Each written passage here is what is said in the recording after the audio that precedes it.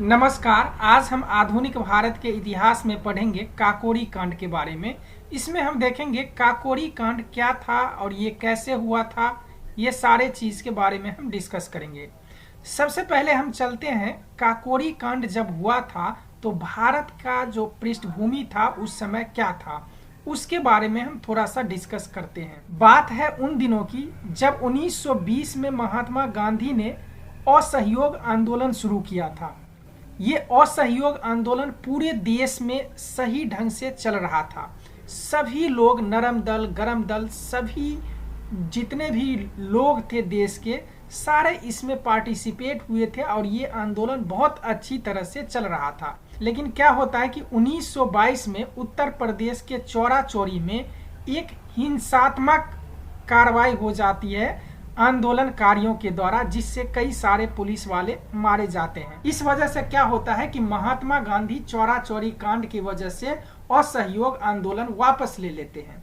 इससे क्या होता है कि पूरे देश में जितने भी नेता होते हैं, बड़े बड़े नेता, छोटे क्रांतिकारी, सब में थोड़ा सा आक्रोश फैल जाता है, महात्मा गांधी के प्रति नाराजगी होती है, क्योंकि पूरे देश में इस तरह का आंदोलन चल रहा होता है और अचानक महात्मा गांधी इस आंदोलन को वापस ले लेते हैं। उनका कहना था कि इतने अच्छे तरह से जब जन आंदोलन चल रहा था तो महात्मा गांधी इसे क्यों वापस लिया।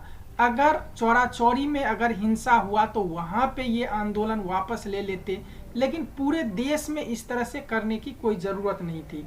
इस वजह से क्या हुआ था कि उस टाइम में महात्मा गांधी की जो छवि थी वो थोड़ा सा उसमें गिरावट आया था। और 1922 में क्या होता है, महात्मा गांधी को जेल भी भेज दिया जाता है और 6 साल की सजा होती है।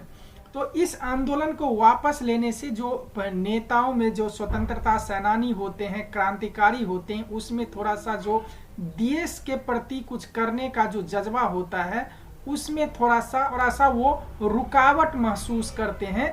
इस वजह से अब दूसरी तरह की तैयारी वो लोग खोजते हैं।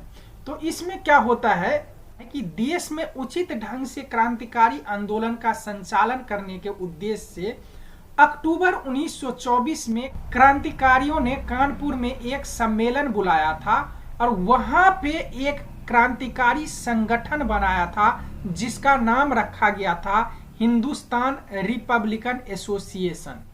इसमें कई सारे लोग वहां पे इकट्ठा हुए थे और जिसमें अध्यक्ष जो बने थे सचिंद्रनाथ सान्याल, और कई सारे सदस्य जो उपस्थित थे आसफुल्ला खां, राजेंद्रनाथ लाहिरी, राम प्रसाद बिस्मिल, चंद्रशेखर आजाद और मनमथ नाथ गुप्त आदि जो थे, कई सारे जो क्रांतिकारी लोग थे वहां पे इकट्ठा हुए थे।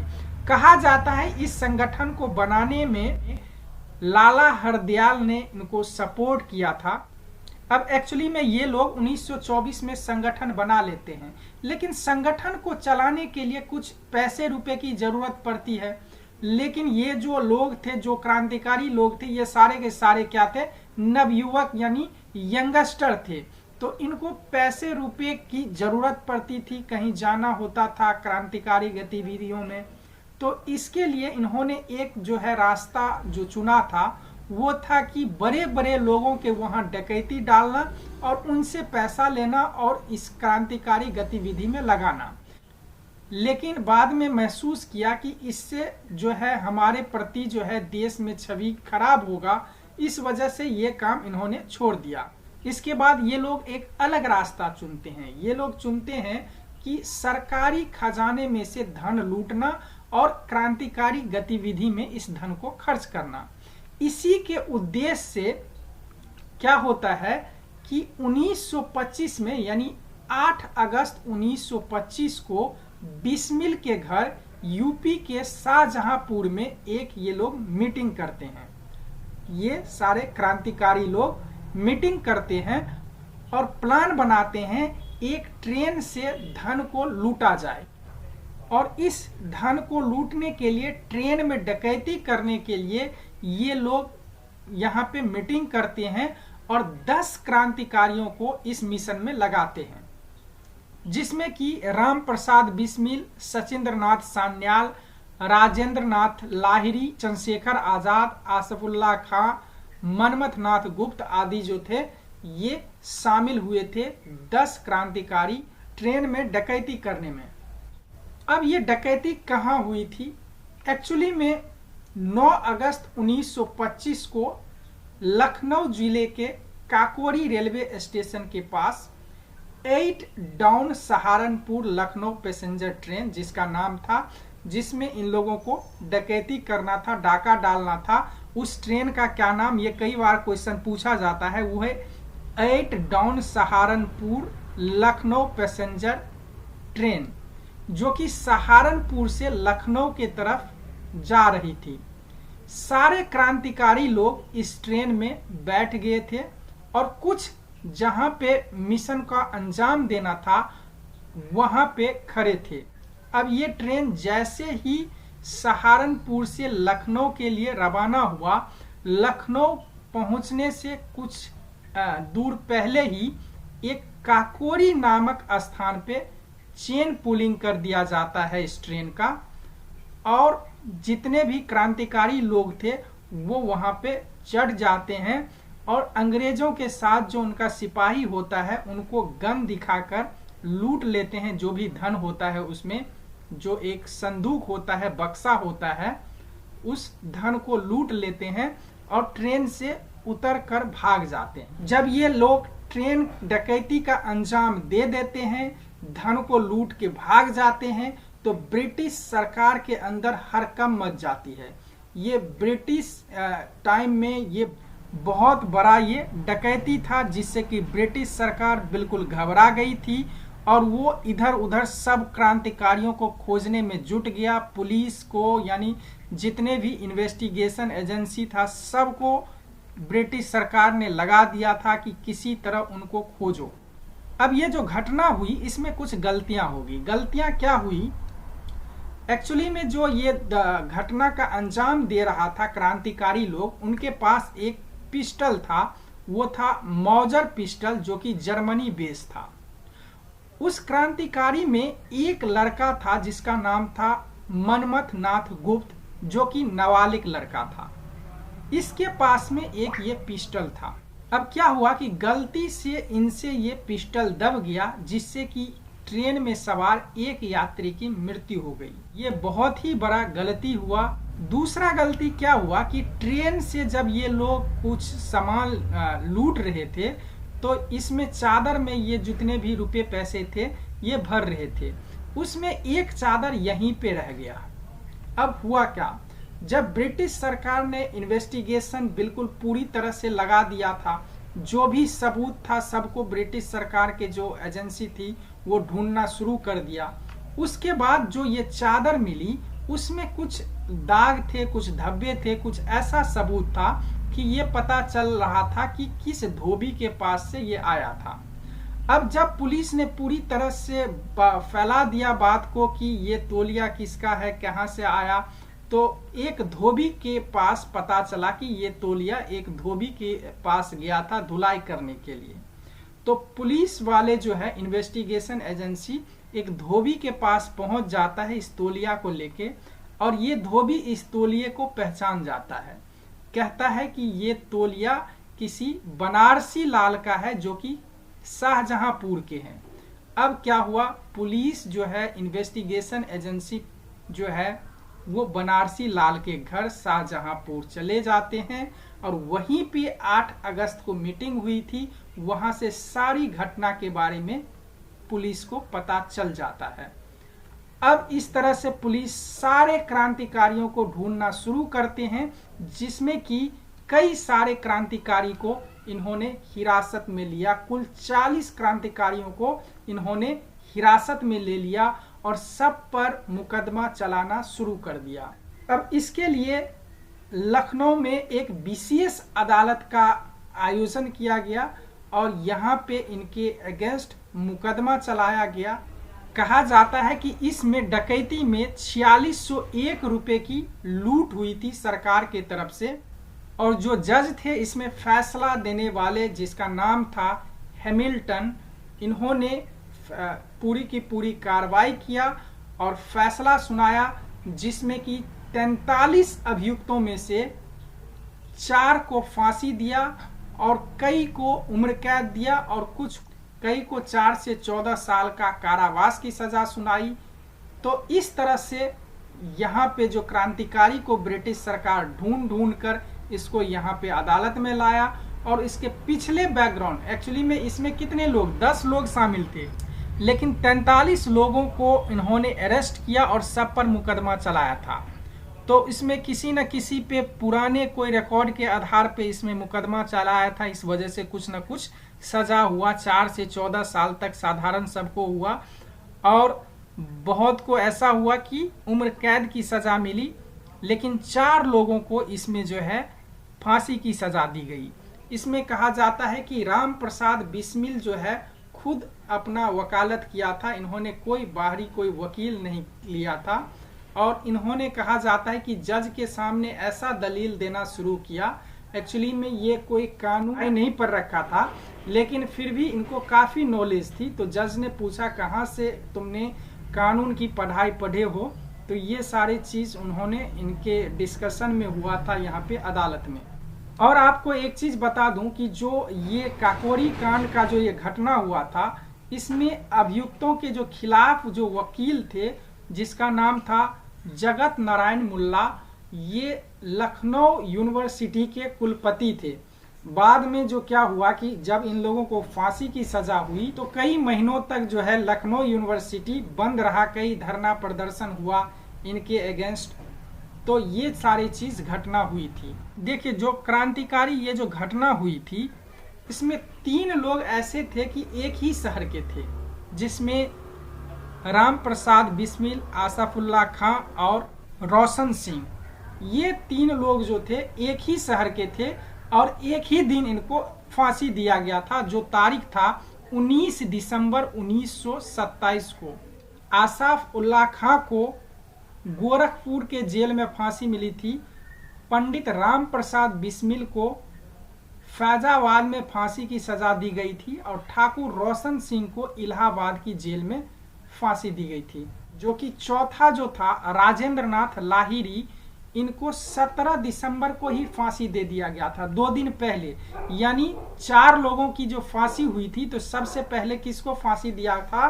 राजेंद्र नाथ लाहिरी को। कौन सा? गोंडा के जेल में इसको फांसी दे दिया गया था। एक्चुअली में जो 4 लोगों को जो फांसी दिया गया था, उसमें 3 को काकोरी कांड के लिए दिया गया था, जबकि ठाकुर रोशन सिंह को काकोरी कांड के लिए नहीं दिया गया था, क्योंकि ये तो इसमें थे ही नहीं। क्या हुआ था कि इस क्रांतिकारी संगठन से रिलेटेड जितने भी लोग थे, सबको खोजा गया और सबको जब गिरफ्तार किया गया, जब उसकी हिस्ट्री को खंगाला गया, तो उस समय ठाकुर रोशन सिंह का जो हिस्ट्री खंगाला गया, तो इसमें था कि इन्होंने एक पहले क्रिसमस के दिन बामरोली में इन्होंने एक बिजनेसमैन के वहां एक डकैती किया था, जिसका नाम था बलदेव प्रसाद। यहाँ पे इन्होंने डकैती किया था और कई सारे रुपए यानी 4000 रुपये और कुछ सोने चांदी जेवरात लूटे थे। परंतु मोहनलाल पहलवान नाम का एक आदमी जिसने डकैती को ललकारा था, उनको इन्होंने क्या किया, इनके जो राइफल थे इनसे एक गोली निकल पड़ी और उस शख्स का मौत हो गया था। तो ये चीज पहले से इन लोगों ने एफआईआर दर्ज करवा रखा था, पुलिस में इस चीज का रिकॉर्ड था। जब केस चली तो सारे क्रांतिकारियों के ऊपर जो है कुछ ना कुछ जो भी था उसको हिस्ट्री को खंगाला गया। तो ठाकुर रोशन सिंह के लिए इस तरह का कारनामे का जो सामने आया, उस वजह से इसको फांसी की सजा मिली थी। कहा जाता है कि अशफाक फांसी से एक दिन पहले अपने बाल सही कर रहे थे, तब उन्होंने साथी से कहा, कल मेरी शादी है और कैसी बातें कर रहे हैं। फांसी की ओर जाने से पहले अशफाक उल्ला खान ने शेर पढ़ा, फना है हम सबके लिए, हम पे कुछ नहीं मौकूफ, वका है एक फ़कत जाने की ब्रिया के लिए। इसके अलावा उन्होंने कहा, तंग आकर हम उनके जुल्म से बेदाद चले, चल दिए सुए अदम जिंदाने फैजाबाद से। वाह। इसके बाद अशफाक उल्ला खां से इतर जब राम प्रसाद बिस्मिल को 19 की शाम को फांसी दी गई, तब वो बड़े जोर से वंदे मातरम और भारत माता की जय के नारे लगाने लगे। उसी वक्त राम प्रसाद बिस्मिल ने कहा, मालिक तेरी रजा रहे और तू ही तू रहे, मालिक तेरी रजा रहे और तू ही तू रहे, बाकी ना मैं रहूं ना मेरी आरजू रहे, जब तक कि तन में जान रगों में लहू रहे, तेरी ही जिक्रे यार तेरी जुस्तजू रहे। जब राम प्रसाद बिस्मिल फांसी के तख्ते पर पहुंचे तो उन्होंने फिर शेर पढ़ा, अब न अहले अलवले है और न अरमानों की भीड़, एक मिट जाने की हसरत अब दिले बिस्मिल में है। अब क्या हुआ कि इस घटना के सही 70 साल बाद यानी उसी तारीख 19 दिसंबर 1997 को दूरदर्शन ने उस क्रांतिकारी काकोरी केस की याद में सरफरोशी की तमन्ना डॉक्यूमेंट्री के लिए एक इंटरव्यू किया। तो उस क्रांतिकारी ने इस पूरी घटना में गलती की जिम्मेदारी ली, यानी मनमथ नाथ गुप्त को दूरदर्शन ने, क्योंकि ये उस समय नाबालिग था और बहुत बाद तक ये जीवित था, जब दूरदर्शन ने 70 साल बाद यानी काफी ये बूढ़ा हो चुका था तो इसको बुलाया था और पूछा था काकोरी कांड में क्या हुआ था, तो इन्होंने अपनी गलती को स्वीकार किया कि अगर मेरे हाथ से वो पिस्टल नहीं दबता और उस एक व्यक्ति की मृत्यु नहीं होता तो शायद अंग्रेज इतना अग्रेसिव नहीं होता और इतनी गिरफ्तारियां नहीं होती और देश शायद बहुत ही जल्दी आज़ाद हो गया होता। इनका कहना था उस इंटरव्यू के दौरान 1997 में। अब क्या हुआ जब इस तरह की घटना हो गई क्रांतिकारियों के ऊपर, तो इसमें क्या हुआ कि सारे को तो पकड़ लिया था लेकिन चंद्रशेखर आजाद पुलिस के गिरफ्त में नहीं आया, ये क्योंकि ये वेश बदलने में बहुत माहिर था, ये कभी अंग्रेज के गिरफ्त में नहीं आया। अब हुआ क्या, जब ये क्रांतिकारी 1925 में ये घटना के बाद थोड़ा सा ये जो है हिंदुस्तान रिपब्लिक एसोसिएशन थोड़ा शिथिल पड़ जाता है, लेकिन धीरे धीरे बाद में क्या होता है 8 व 9 सितंबर 1928 को चंद्रशेखर आजाद के नेतृत्व में दिल्ली के फिरोज शाह कोटला मैदान में हिंदुस्तान रिपब्लिकन एसोसिएशन का नाम बदलकर हिंदुस्तान सोशलिस्ट रिपब्लिकन एसोसिएशन नाम कर दिया जाता है, जिसमें कि भारत के नौजवान सभा के सभी सदस्यों इसमें शामिल हो जाते हैं, जिसमें कि चंद्रशेखर आजाद, भगत सिंह वगैरह ये सारे जो है ये शामिल हो जाते हैं। पहले क्या था हिंदुस्तान रिपब्लिकन एसोसिएशन और 1928 में दिल्ली में इसका नाम बदल दिया जाता है, चंद्रशेखर आजाद होते हैं उसमें, तो अब हो जाता है सेम वही क्रांतिकारी सब वही है लेकिन इसका सिर्फ नाम बदल दिया जाता है हिंदुस्तान सोशलिस्ट रिपब्लिकन एसोसिएशन। तो अगर क्वेश्चन पूछा जाता है हिंदुस्तान सोशलिस्ट रिपब्लिकन एसोसिएशन का गठन कहाँ हुआ था, तो दिल्ली में हुआ था फिरोज शाह कोटला में, जबकि हिंदुस्तान रिपब्लिकन एसोसिएशन का गठन कहाँ हुआ था तो वो हुआ था कानपुर में।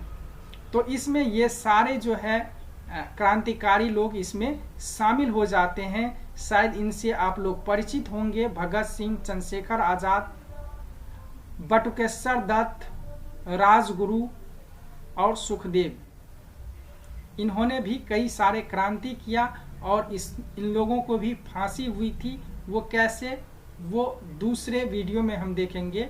अब क्या हुआ कि जो काकोरी कांड का जो ये घटना है कॉन्स्पिरेंसी कहा जाता है, काकोरी कॉन्स्पिरेंसी यानी षड्यंत्र कहा जाता है इसको, तो लेकिन उत्तर प्रदेश सरकार ने इसका काकोरी कांड से इसका नाम बदल दिया, इसका नाम दिया है काकोरी ट्रेन एक्शन। तो योगी आदित्यनाथ का जो सरकार है उसका मानना है कि ये जो कॉन्स्पिरेंसी, ये जो कांड या षड्यंत्र जो है ये कहना क्रांतिकारियों के लिए एक भद्दा शब्द है, इसलिए इनको चेंज कर दिया गया, काकोरी ट्रेन एक्शन कहा गया है। तो ये था आज का वीडियो, आज के लिए बस इतना ही, धन्यवाद। फिर नेक्स्ट वीडियो में हम मिलते हैं।